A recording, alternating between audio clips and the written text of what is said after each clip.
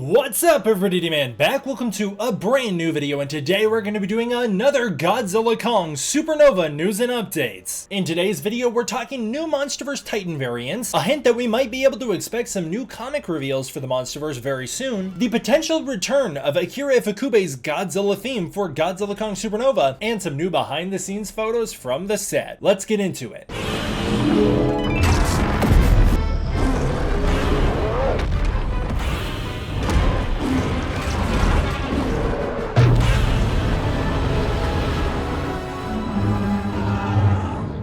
Starting out, I want to show off some artwork like always, and this first piece comes to us from Kaiju Central. This is supposedly a quick sketch. Are you kidding me? This looks great, but this is supposedly a quick sketch of Godzilla doing his atomic breath. I think he looks great. I love that snake tail back there where it's winding around like that. It looks so dynamic the way the atomic breath is exploding out of his mouth, and Godzilla's got this very kind of creepy redesign, which I think is very cool. Those eyes are very unsettling. It's like you mixed analog horror Godzilla with the MonsterVerse Godzilla. He looks great. I really like those teeth as well. This one was pretty sick. I've had many requests to cover this. This is KZ Curry's MonsterVerse Anguirus. Now, we've previously covered their wonderful Godzilla Evolved redesign and Space Godzilla art, but this is their take on Anguirus. It actually tricked some people in the fan base into thinking it was a leak. This is a perfect redesign of Anguirus. He looks very realistic. I really do think that that's where the MonsterVerse was excelling, when it would add realism to the monster designs while keeping their Toho styles intact, like what we saw with Godzilla, Rodan, Mothra, King Ghidorah. That's really when they were at the peak of their game. This is what a MonsterVerse Anguirus would look like. I really don't think he'd need much redesigning at all. I think he's a pretty perfect design as is. He fits very naturally into the world of the MonsterVerse. It's a shame he's not slightly more popular. Otherwise, I truly think we would have already gotten him by now, but this is very cool. I can see why people thought this was a leak, and it does retain all the Anguirus elements that it needs to still be consistent with the Anguirus skull seen in Godzilla King of the Monsters. This final piece comes to us from Jay Drostick. I'll never acknowledge it. I'll never acknowledge that this is canon. I think it's really, honestly, the worst retcon the MonsterVerse has done. Is it completely undercuts the thematic weight of Godzilla King of the Monsters and was done for the sole purpose of overhyping a monster, and that is the supposed inclusion of Shimo in Godzilla's original battle with King Ghidorah back in the day, the battle that sealed Ghidorah in ice. Either way, the artwork is so freaking good, dude. I love it. They did wonderful with this. The glowing effects on this is so cool. Ghidorah's got glowing around his eyes. Shimo's got glowing around her face. Ghidorah's energy is glowing onto Shimo. Godzilla's catching some of the golden light from Ghidorah. Godzilla himself is glowing. The lighting on this piece is so cool, and the piece itself overall is fantastic. Ghidorah looks amazing here. Godzilla looks great. Shimo looks super cool. I think that this piece is awesome. I'm a big fan of it. Hey, Vix Monstrosities, a cheers right back to you, and thank you for being part of D-Force. I really appreciated Vix Monstrosities tweeting me, cheersing me. I recently made a YouTube video all centered around this Godzilla Kong the New Empire Cup. I appreciate all the support I've gotten on that, and I really thought that this was fun. I really appreciated you sending me that on Twitter. A photo I've never seen before of the Stan Winston Godzilla model was posted. This was actually posted by Mr. Goji. This shows off the size of this thing was so much bigger than I realized. It's the size of a child. This thing is as tall as this child. I guess it's around 3 to 4 feet, but it looks very cool. Obviously, a lot of people love that Stan Winston Godzilla design, so thought I'd show it off here, and it's a US Godzilla, so might as well show it off in the US Godzilla video.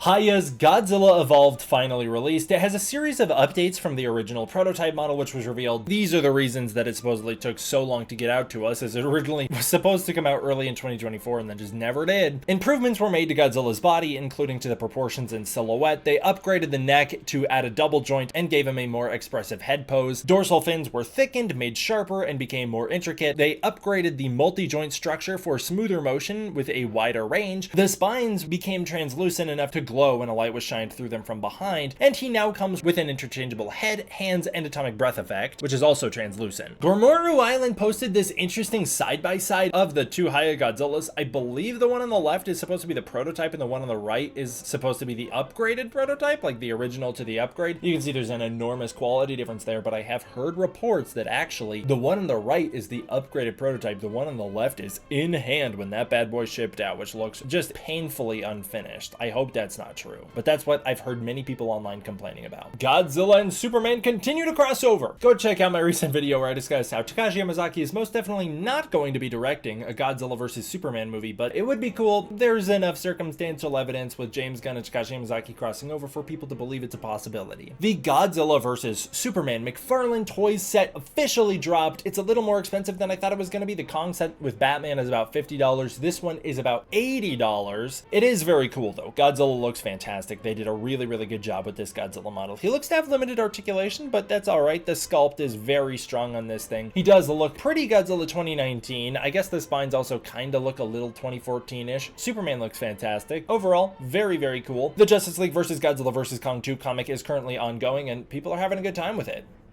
Godzilla Kong Titan Chasers teased a 1.2 update featuring gargantuan warbats appearing alongside young warbats looking for hunting grounds on the Siren Isles. They released this really cool warbat poster, which was fantastic. I love that artwork of the warbats. And then Titan Chasers revealed that warbats have swarmed the Siren Isles with new warbat variants entering the MonsterVerse multiverse. If you're wondering what I'm talking about with the multiverse, I made a whole video breaking that down. This is officially a part of a MonsterVerse multiverse. You can see the warbats look really cool here, but they have these interesting bioluminescent green streaks running up their backs. Maybe that's a way to charge up like a venom attack, I'm not sure. But they are all red, which makes them a little different from the standard warbat in the first place. These seem to be the juvenile ones they were warning about. They actually released a couple video clips of their warbats. There's big red and green ones, and then now there's also purple ones. This is not the first time Titan Chasers has revealed a warbat variant, but I think it's pretty cool that there's all these warbat variants they're introducing. This still doesn't explain what was going on with like the red skullcrawler in Godzilla vs. Kong, but it's nice to know that there are like multiple variations of these species out there in the MonsterVerse. The Leafwings in particular are the best example of having a different species on Skull Island than in Hollow Earth, and so it's pretty nice to get a more fleshed out version of the MonsterVerse ecosystem, and while it's not necessarily canon to the movies, it's still a pretty cool idea, and I wouldn't be surprised if the films worked in some of these gargantuan warbats and also juvenile warbat variants in the future, as the warbats are a great background kaiju to flesh out the ecosystem of Hollow Earth, so that'd be pretty cool, and I'm all for that. Also, just the name gargantuan warbat's very Toho coded, and I think that's great.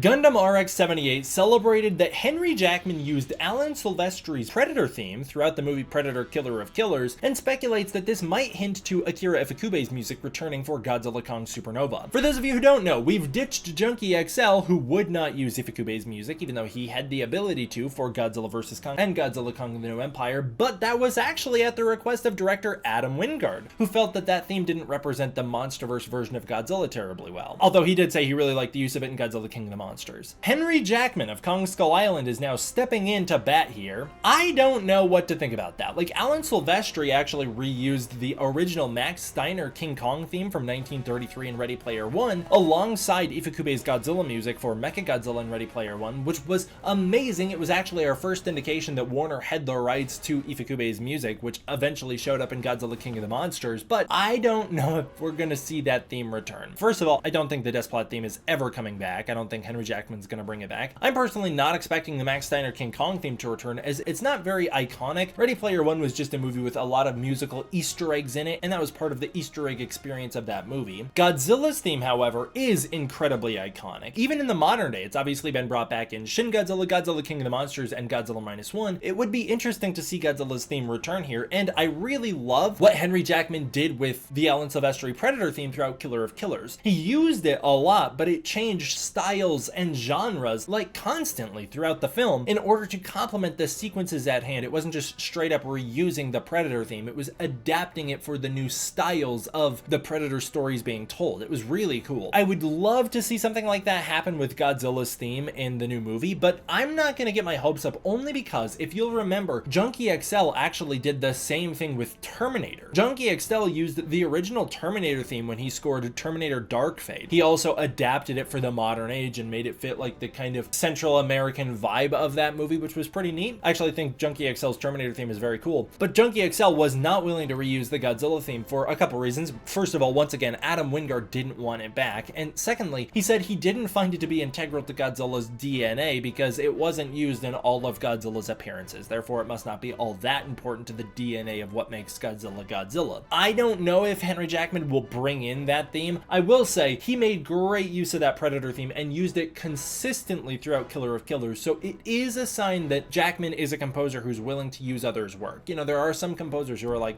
absolutely not. I'm not picking up with another composer's music, I'm gonna do my own thing. And while I respect that, I really appreciate the composers who go, I'm taking the classic music and fitting it to my style, like what Bear McCreary did with the Godzilla music in Godzilla King of the Monsters. I would love for that to happen with this new movie. Godzilla's theme, I think, is a very important part of Godzilla's core DNA, despite what many other people think. There are exceptions, of course, but on the whole, I really do think that theme helps Godzilla feel like Godzilla, and that's really needed at this point in the MonsterVerse, in my opinion. So while I'm not expecting any of Kong's classic music to return, I could definitely see us getting some Godzilla music in here. I don't know, they'd have to relicense it. I don't know if they still have the license for it. I'm not sure. I would love to see it return. I would more expect Jackman to build off some of the music he originally worked on in Kong Skull Island, you know, some of those Monarch motifs, some of the Kong motifs. I would expect those to return instead. It's possible that he even builds off his own Godzilla theme, Monster Mash, from the post-credits of Kong Skull Island, and that becomes the new base point for Godzilla's theme moving forward in the MonsterVerse. That could very well be, or at least for this next movie. Either way, thought that was interesting to bring up. Keep an eye out, because Legendary Comics is hosting a Legendary Comics panel at SDCC 2025, which will be on the 26th, July 26th. So keep an eye out. This will be from 1 p.m. to 2 p.m. Pacific time. Legendary Comics will feature the MonsterVerse, Godzilla X Kong, Dune, Pacific Rim, and more. I'm not sure what all they'll talk about, but probably the MonsterVerse Declassified, and maybe they'll tease some upcoming prequel comics for Supernova, the way that, if you'll remember the Secrets of the MonsterVerse panels way back in the day before Godzilla King of the Monsters, teased Godzilla Aftershock. So that could very well be what we get here, which would be our first indications on where that story might be heading, as Godzilla Aftershock at the very least did help set up Godzilla King of the Monsters pretty nicely. From there, we learned that Legendary Comics and Rocket Ship will drop the MonsterVerse Declassified hardcover edition at SDCC, and they also announced that creators Dave M. Boher, Rosie Knight, and Drew Zucker will be there for autographs, so you can get your Godzilla MonsterVerse Declassified autographed roll there, which is pretty cool. And that'll happen from 3:30 to 4:30 p.m. on July 25th. Very nice.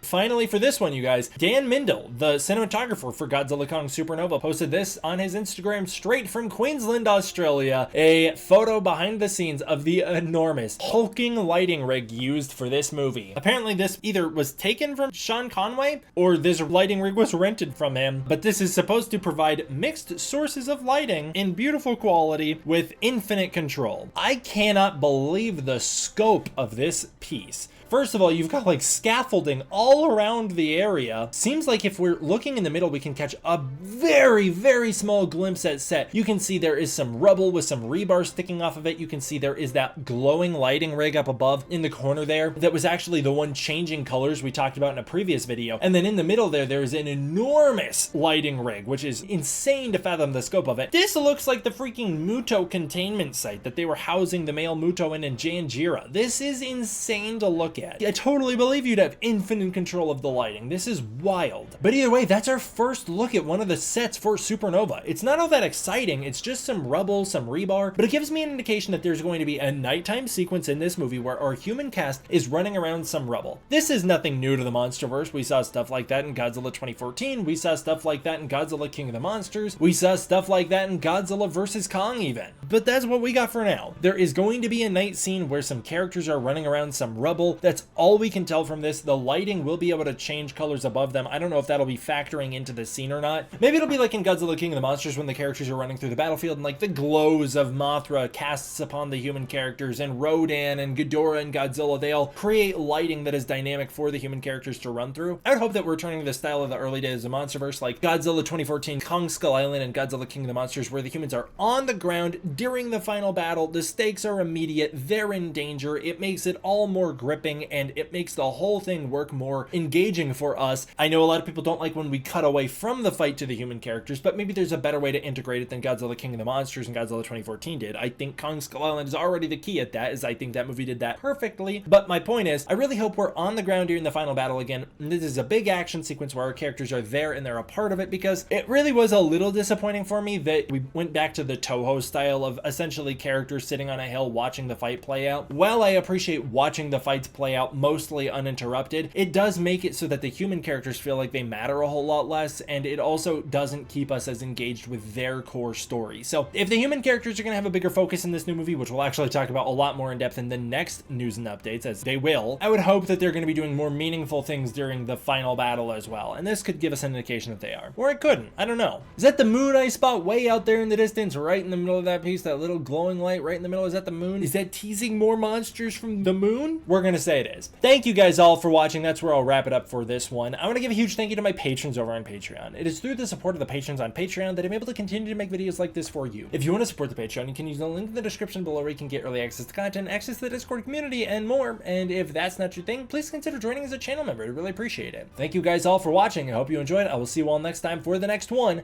D-Man out.